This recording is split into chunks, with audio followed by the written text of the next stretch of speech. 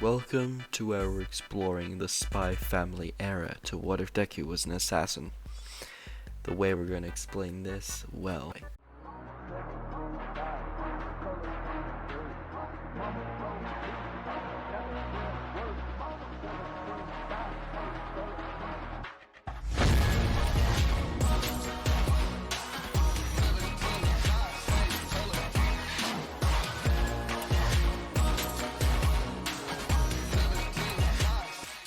Izuku, come here, a man's voice shouted across the room. As Izuku came and cut the corner as fast as he could, bowing on his hands and feet, wondering what he's done wrong. Izuku, what is this mess right here? The man pointed. It's shattered glass, sir, Izuku said, shaking. Clean it up now, the man said, shouting at Izuku. Yes, sir, Izuku said, as the man pulled the belt from his waist. You're gonna learn sooner or later, kid, that you're going to be here for a long while, as the man was about to strike into Izuku's back, as the man's hand was caught by a shadow figure with an hourglass figure and black hair and red screamed-like eyes that would scream into your soul.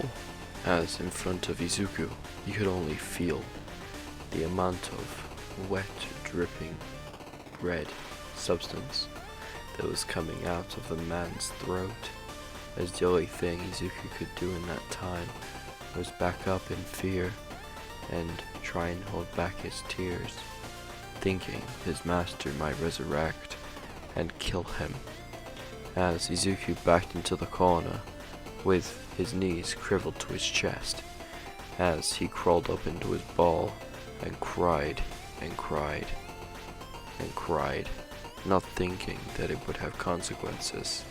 Izuku tried to peel the tears off of his face by using the sleeves that he tried to at least keep in good condition to try and wipe his tears away, but the more they came, the more they fell, as Izuku had nothing else to do but to cry and try and tense his body up to get ready for the beating of his lifetime.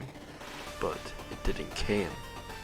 Izuku looked up to see the woman who stabbed the man in the throat, and she just stared at him. As the woman would walk over to Izuku, footsteps clanged, and thump, and thump, and thumped, as Izuku would be scared for his life, not knowing if it was going to end at that moment. As the more Izuku was trembling, he could feel the woman getting closer and closer to him. As the moment the hand was on Izuku's head, he felt his body tense up as veins started poking out from stress and his disorders he's built up over the years of abuse. As the woman just leaned down and hugged the poor boy. It's okay, don't worry, you'll be fine, she said. As Izuku, the only thing he could even register at that moment was just cry. The first loving embrace he's ever had since he was born. At least that's what he remembers, at least. As Izuku would lean down into the woman's embrace, he could feel the warmth of her body leaking into him, like his first ever touch by a parental figure. Izuku just collapsed out of exhaustion and tiredness, that's not a word, as Izuku woke up 3 hours later in the hospital, as the same woman who saved him that very fateful day was sitting right next to him at the bottom of the bed. It was like she didn't even move for when he was sitting. As the door would be opened, Izuku would try his best to move as fast as he could, thinking the same person who he's been abused by would come back and haunt him. As Izuku started hyperventilating as fast as possible, unknown to them, Izuku was in a full-blown panic attack. As the doctors walked in, seeing Izuku trying his best to move from the bed, realizing that his cannulas and the IV bag was still in his arm, pumping the water from his unhydrated body.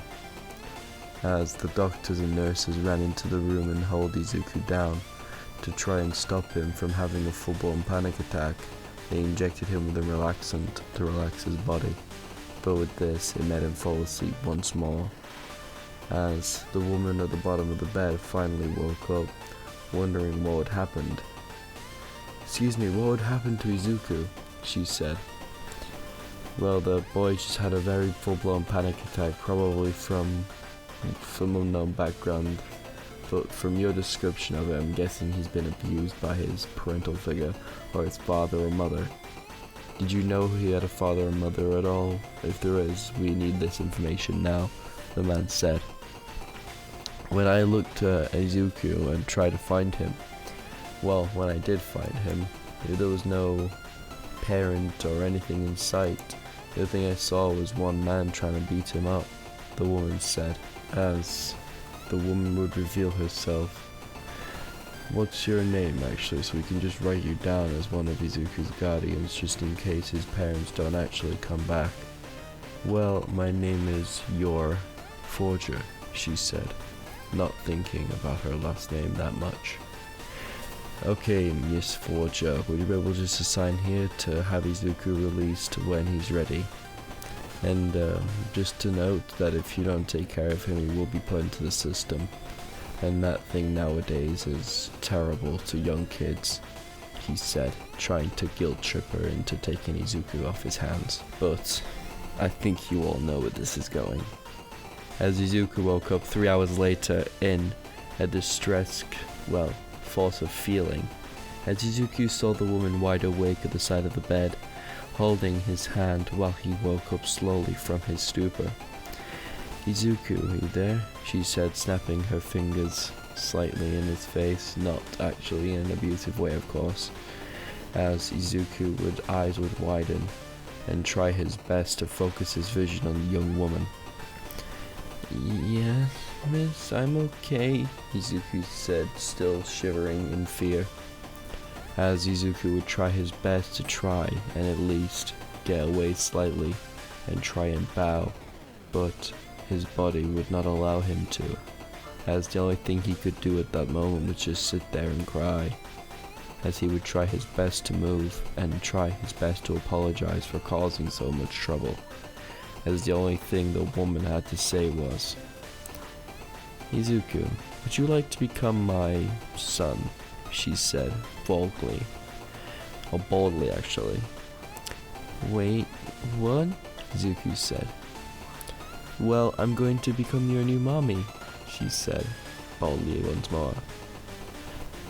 "You sure you want me? Well, I'm pretty useless," Izuku said with tears in his eyes. As Izuku was discharged a couple hours later, Izuku would arrive at the Forger residence to meet with a smiling, pink-headed girl, just the same age as Izuku.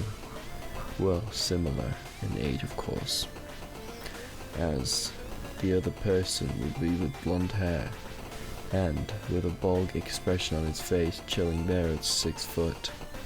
I think that's his height at the top of my head, I do not remember. As Izuku would chill behind Yura's leg, as Izuku's only words that came out was "Miss Forger." "Who are these people?" Izuku said, as Izuku would tremble behind her leg, clinging for dear life. "Well, sweetheart, this is your new daddy, and this is your little sister, or just big sister. Anya, how old are you again?" "I'm 6, Anya said. "So you're going to be my little brother?" she said innocently, as Izuku didn't say anything and just as Anya would try her best to get comfortable around Izuku and try and make friends, but the more she tried to cling on to him and try and push him into the house, the more Izuku pushed away and tried his best to stay behind his new mother. As 2 days would pass, as Izuku would finally understand why she brought him here, and how excited Anya is to finally have a sibling. Izuku would try his best to play with her But the moment they shouted for dinner, Izuku always stayed in the room, curled up into a ball and went into the corner. As Anya would try and push him outwards and try her best to get Izuku to come downstairs for something to eat. It took them almost 2 days to try and get Izuku downstairs, since his body was so dehydrated, they barely could even get anything in him. The only thing they could get in was watery substance foods and, well, other drinks. As the final day of Izuku finally able to eat something would finally come, Izuku would eat the little bit of steak that was provided for him, but the moment he ate it, he felt like throwing up. At the moment he tried to keep it down, and more even down. Anya would come up to Izuku and ask him if he was okay. As Anya brought the bin over to see if Izuku needed to throw up, but Izuku tried his best to keep it down, but that to no prevail, Izuku threw up. As the Forger family would come over to Izuku and make sure he was okay, and make sure he was comfortable. As the moment Anya saw her big or little brother being sick everywhere, she tried her best to comfort him the best she could to her ability. As Anya tried to avoid reading Izuku's mind for a good reason, she didn't know what was in there and how he would be acting towards new things, so she tried her best to avoid it. As Izuku, through the next couple of weeks, even months, got more comfortable around the Forgers and his new family, as he started to call them mother, dad, and big sis, or as you guys are gonna say in the Discord or wherever, or the comments, you guys are gonna say Oni-chan, which I know you're gonna say it. But we're gonna leave the video off today. Hope you all enjoyed. If you guys want part 2, let's try and get this video to 100 likes, and you guys will get the next part as soon as possible.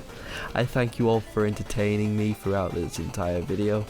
And don't forget, we're trying to hit 1,000 subscribers for the end of the month, and I hope you all enjoyed. Have a good day, everybody.